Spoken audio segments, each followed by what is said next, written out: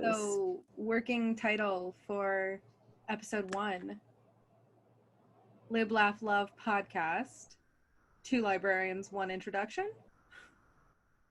Yes. Meet the Libbers. Meet the... Are we Libbers? Is that what we're calling ourselves? Well, that's not great for SEO, is it? Because most people aren't searching. Does that mean that we are Libbers, Laughers, and Lovers? We are Libbers, Laughers, and Lovers. But to shorten it. Okay, so we should definitely introduce ourselves. This is a podcast that we are doing, and we should tell people who we are and why we're talking about things on the internet. But we never decided on the title. You're not wrong, but I feel like we can figure that out later. We can. Okay. We are resourceful. And between us, we have something like 15 emails. I'm sure we can figure it out. This is true. We'll find a way. Alrighty, so first things first, I guess names. Names would be good. Yeah. My name is Elizabeth. Also known as E.T. because that's a great nickname. Yeah, I don't know how that happened, but that's my nickname. We had too many Elizabeths at work. Yes. We had 2 Elizabeths, one with an S, one with a Z, 1 Liz. Two Liz's? 3 Liz's. We had way too many Liz's and Elizabeths and variations thereof. So E.T. It was just, everywhere you looked, there was another Elizabeth. And that is part of our introduction. My name is Ingrid, and I used to be her boss. See? Yes. It's hard to point when I don't know which way it's going to point. Mind. This is pointing towards you, but it's not. There she is. Oh. You're right. That is harder than I would think. This is very much first recording stuff. Yes, we're probably going to get all of this in the magic of editing, but here we are. So, we are librarians and librarians in training and figured we would start a podcast to A, hang out once a week. Yes. And B, talk about things that we are really nerding out over in the terms that we want to get a master's degree in it. So libraries, librarians, librarian cons. Living, laughing, and loving. Exactly. Good stuff. Books, bookish people. I should all have of that stuff in that list, but I completely blanked. Books, bookish people, and other library resources. Oh, library resources. I don't think that's on our list yet, but we should definitely make a list specifically to talk about like Libby and Hoopla and... Oh, yes. Wait, okay, I'm actually going to add that to our list of things to do. Libby. Hoopla. And I'm still trying to make everybody fall in love with Pluto TV, even though it is not a specific library app. I think it is so great. Yeah. I can't say I fell in love with it. They have leverage now. E.T., they have leverage. Oh, and I need to watch that. Everyone needs to watch it. It's my favorite show. The television love of your life. It really is. It's really nice when you can find that special someone. It's so comforting. That, and they have Midsummer Murders, which is also up there in terms of TV shows that I am very sad were taken off of Netflix. Because there's it's so charming, and also nothing bad ever happens to the cop. His poor wife and daughter have found many a corpse and have discovered many a murderer, but nothing ever happens to them, so it's very calming. I love it. Nothing bad other than the murders. Well, no, but in American TV, they always seem to have a serial killer who zeroes in on the main cop, or decides that they're going to go after their family, or that's their tragic backstory and why they became a cop, because the case of their murdered parent or wife, love person, I killed my wife, was never solved, and that's their driving force. That's true. None of that. There's none of that. There's just charming British accents, little cottages everywhere. And sometimes it is a running joke that the assistant cop is a bad driver, and it's really fun. It makes me really happy. So nice. When I went home in,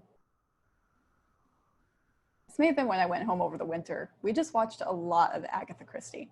Oh my God, I love it. That is what we did. But that's on Hoopla. We can talk about that for Hoopla. Oh.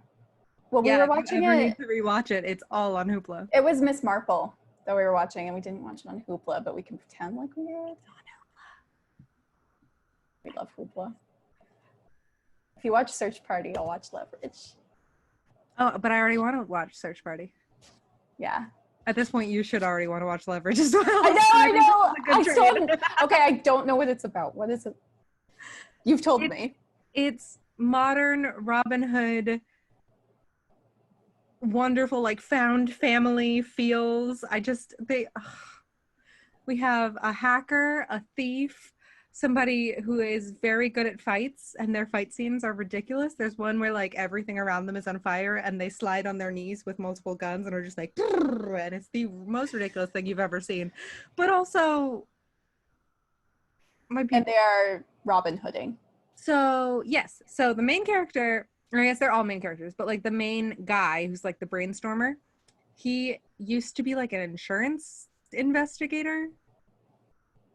It's never explained if that's a real thing. I don't know. But they get hired by somebody who's like, I've been wronged and I assembled this team for you and I need you to go and steal this thing from this company that stole it from me and I'll pay you a bunch of money. And then they're like, okay. And they do it and they find out they're a great team, and then they do that and they find people who actually need their help, not like millionaires who are like, other millionaires stole from me. They go out and they find parents and siblings whose daughters, sons, siblings were harmed or killed by like drug trials or by other creepy big organizations. And then they like have all of that fun like dun dun dun dun, like heist music going in the background, and they're like working for the people. They're working for the people and sticking it to the man, and I love it. Okay. What is your elevator pitch for Search Party? It's a show about years to think about how I'm presenting Leverage, so I'm sorry I'm putting you on the spot. Well, yeah, and I'm only most of the way through season 2. I would say it's about 4 extremely dumb people trying to find a missing person and then getting way in over their heads. Way over their heads, and it has fantastic twists. And we love a twist. The people are so funny. It's this group of 4 friends. And they're just kind of your typical millennials. They're like the stereotype almost, like they're a little self-absorbed.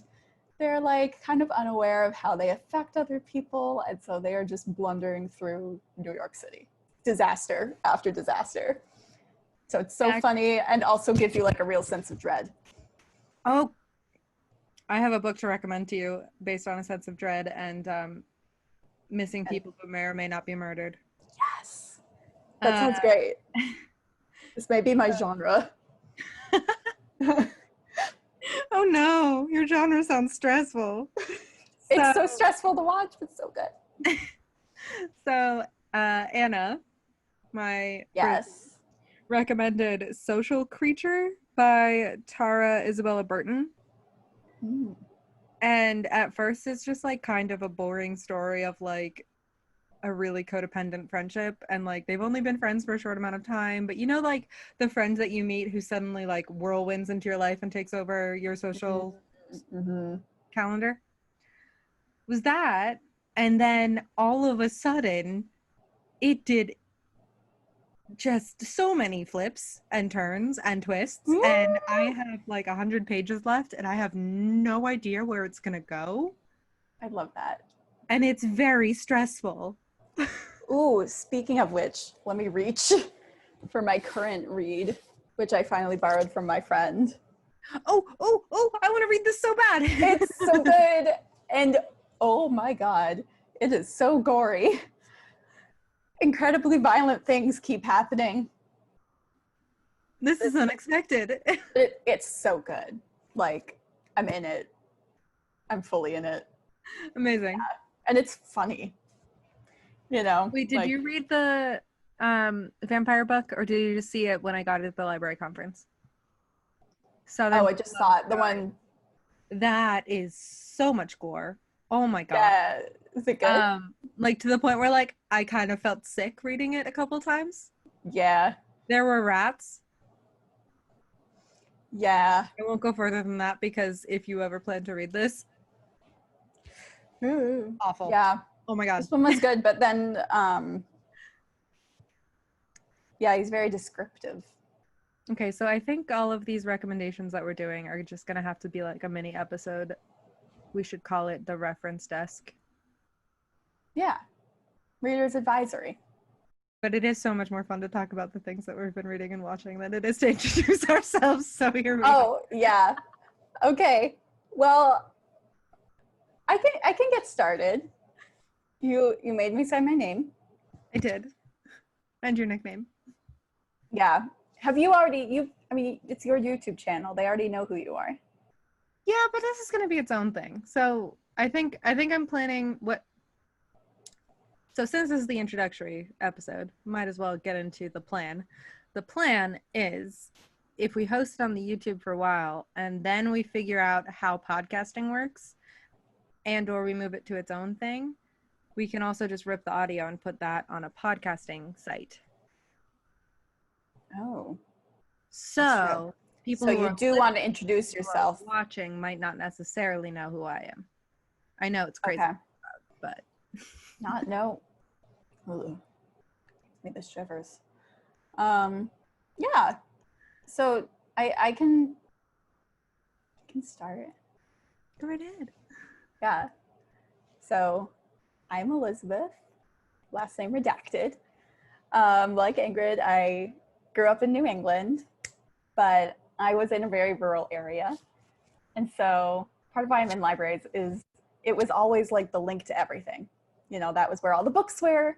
It's where all the kids my age were at story time. It was the first high-speed internet in town. Like, it was the place to be in my town growing up. And so like a lot of book-obsessed kids, I grew up feeling like it was this kind of magical place. Like it was more than it was. And we had amazing librarians. This was like a postage stamp of a town, but they were fantastic. And they were a huge part of that. So very early on when I thought, what do I want to do when I grow up? First I wanted to be a mermaid, but that didn't work out. Yeah. Like you have some pretty specific requirements of people going into that field though, so. Right. And you know, it's good you got to shoot high and then find a backup, but this is a pretty good backup. So the part of Elizabeth's backstory that she is not showing right now is that she moved to Boston for school, kind of for school? For school, kind of, and then I wanted to stay there because I liked it. And then we found a itty-bitty bananas library to meet bananas. And that's how we met. Well, what was bananas about it was that we were basically allowed to do whatever we wanted. Very true. Very, very true. Oh my goodness. So for me, I kind of had the same thing. Small town, New England, library, way more than just four walls. It was a 2-second walk from my house to the library. I was that obnoxious kid who would kind of like shelf read the children's section. And if something was not where it was supposed to be, I'd fix it. So I should have figured out that I was supposed to be a librarian way earlier than I did. I didn't realize that this was the job I was supposed to be doing until my senior year of college. Late to the game. Very late to the game. You were way earlier than I was. And I know because I've seen your resume. Yeah, I didn't put my middle school, like, I would badger my librarian and be like, can I help you? Can I help put anything back? Can I put things back? And she was, I'm sure, like, I am sure she's like, yes, please, let me sit down while you do this. I would have taken someone up on that in a heartbeat while we were working together. I can't believe she had enough faith in me to be like, yeah, you can do that. Still. Anyway. I would have loved to meet baby E.T. Are you kidding me? Oh my God. I was just like, well, I'm never leaving, so make me do things. And she did. Yeah, so I figured out that I was supposed to be a librarian and kind of just did little librarian jobs here and there while going to library school, and then made my way to a full-time position as a library assistant, and then from there became the head librarian and then hired Elizabeth. So that is my progression in a nutshell. And that is how we were put in charge. Mm-hmm. And bounced ideas off each other all the time and had a blast. And now you're on to bigger and better things, and we have so many stories to tell. Yes. And they say don't be friends with your boss, but I don't think we had a choice because we got along and we were together like 7 hours a day, 5 days a week. Like there was no option. There was no option. We were going to be friends. Sometimes we'd hang out on our days off. Yeah, so it was like, good to see you again. And now I'm forcing you to hang out with me once a week while we do this. Although, is it forcing if you're just as excited as I am? Exactly. This is an investment in friendship. I love that so much. You just like indulge the dumb things I say. So thank you. You indulge my dumb things, so here we are. I think that is literally the whole plan of the podcast. Oh my God. That's true. That's the podcast. That's the podcast. Dumb things we say maybe take place in a library. For introduction, I do want to share first impressions because I feel like yours was probably not super boring with me, and that could be funny for people. Well, okay. Because I look so put together right now. You looked put together. I don't know. I feel like because you always wear like a red lip, and so it's just like when you just like look at you and you're in like an interview setting, so you've got like blinders on, and you can like you're like barely taking in anything. So I was just like, all right, she's fine. Probably not horrible. Yeah, I think you talked kind of fast, so I was just like, oh, she's stressed. I can confirm I was very stressed. Right, and I know now that you were running a library alone at that time. So while also doing grad school classes, it was a rough time. But right. My first impression was much more rose tinged, I guess we will say, because I got to go down and meet you in the lobby, and our coworker had already given you like some fresh mint tea. I'd gotten there early and like, of course you have to. I was like, hi, I'm here for an interview. Library. Yeah. And you had very specific like notebooks, I remember, and, like side bag. I just like, she's really prepared. Like, just I don't know. I wanted to work with you from go, so I was just like very happy that you were there. It was my senior spring. I was like, I need a job. A library. Library would be great. So I walked in. I was like, I'm ready. You know, it was nerve-wracking because I really wanted it, you know. But I was so glad you were there, and yes. You could have said like literally anything in that interview. I'd been like, "Can we hire her, please?" I could have walked in and be like, "Yeah." So my alphabet, like I don't know, M through Q is like a little rough. Well, okay. Well, anecdote. At one of my libraries, we had the alphabet like up on a wall where patrons couldn't see, but we could for when we were like organizing the carts. But one time as a prank, probably the seniors like swapped a few letters, and it took us like at least a year to realize. Nobody realized. But that probably just means you were using the alphabet in your head and not the alphabet on the wall. I sure hope so. I'm giving you the credit here. I think that's probably what happened. I really hope that's what was happening. Oh my goodness. Yeah, no, yeah. I wish I had more like fun, like working in the library in college, but any projects I did in college were like me and a researcher or me and a supervisor. Like it was very much kind of project based. Yeah. Wasn't doing much shelving, wasn't doing any kind of, standard library. Yeah. So when I got to library school at first, I was kind of nervous But I Yeah. started working at a public library shortly thereafter, so I was like, oh, okay, never mind. I figured it out. It's just the alphabet. But in college, you were doing things in like special collections? Yes. I had a flashback last night. We were watching, there's a bookseller documentary on Amazon Prime, Oh, and you should watch it. I The love a real good life documentary. Edna Mode is in this documentary, and apparently she lent a book to David Bowie and he never gave it back. And I love her. Not shocked. And I love her. She's great. But it really, there was a part that like gave me severe flashbacks because someone was putting you know, like the plastic covering that sometimes people put on books, and the tape that they put in it that sometimes is like awful, and you try to take it off and you literally rip off the entire like end page of a book. Yeah, I hate that tape. So I had to put that plastic sheet coating on the entirety of Graham Greene's personal library that he had donated to Boston College. Oh my God. Like, to this day, if I see that kind of sheeting, I will just like check out for a minute. And we use those you know, the bone like folders that Flattening and folding. Yes. that we used for glue mainly at the library. Right. Yes. I used those to like fold the edges of the plastic so that it would fit on the book.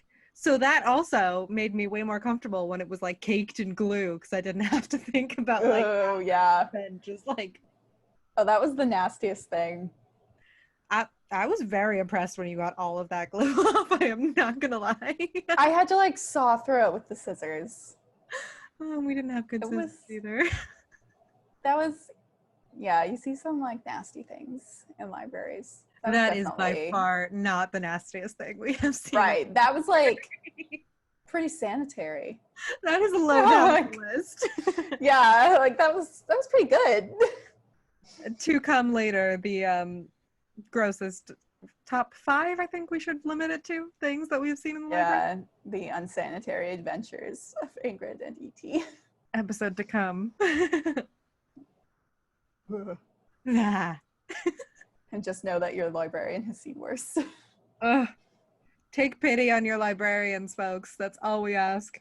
Honestly. All right, so I think that's probably enough for an intro. Probably. And like 3 mini episodes. Yeah, if they just want to listen to us. We'll figure it out. We'll do the editing. Yes.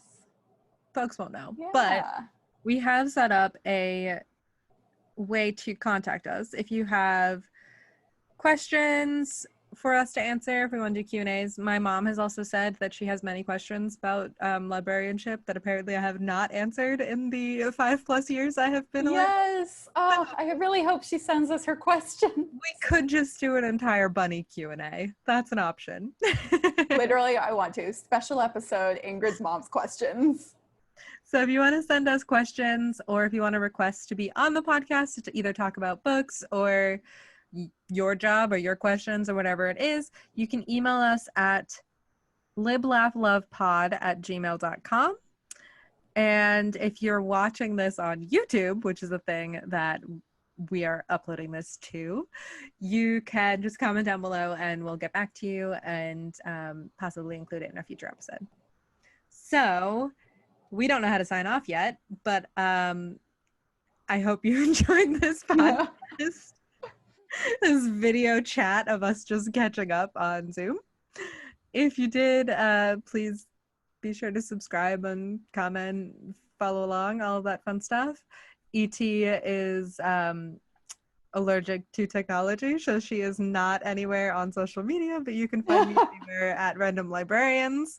And we'll hopefully be back next week for another episode about library stuff. In the meantime, I guess we say happy reading. Is that how we want to close? Happy reading. Happy reading is a good close off. Happy reading. Happy reading. Yes.